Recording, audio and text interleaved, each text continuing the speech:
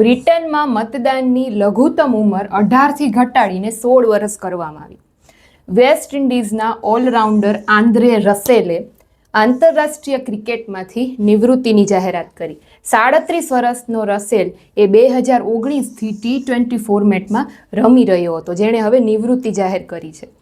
બિહાર ચૂંટણી વિભાગે અભિનેતા ક્રાંતિ પ્રકાશ ઝા અને અભિનેત્રી નીતુ ચંદ્રાને રાજ્ય સ્તરીય સ્વીપ આઇકોન તરીકે નામ આપ્યું. બિહાર સરકારે 125 યુનિટ સુધી મફત વીજળી આપવાની જાહેરાત કરી, જેનો અમલ છે 1 ઓગસ્ટથી થશે.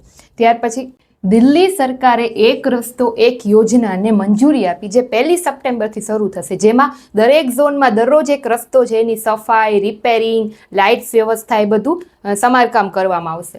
ત્યાર પછી મહારાષ્ટ્ર છે એ પશુપાલન અને મરઘા ઉછેરને કૃષિનો દરજ્જો આપનાર દેશનું પ્રથમ રાજ્ય બન્યું.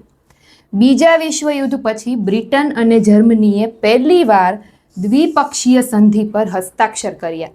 ત્યાર પછી દેશની પ્રથમ વિદેશી યુનિવર્સિટી, જેનું નામ છે સાઉથમ્પ્ટન, પ્રથમ વિદેશી યુનિવર્સિટી સાઉથમ્પ્ટનનું ઉદ્ઘાટન છે એ હરિયાણામાં કરવામાં આવ્યું, જેમાં પ્રથમ વર્ષમાં CS, અર્થશાસ્ત્ર, ફાઇનાન્સ, એકાઉન્ટ્સ એને લગતા અભ્યાસક્રમો છે ચલાવવામાં આવશે. Thank you.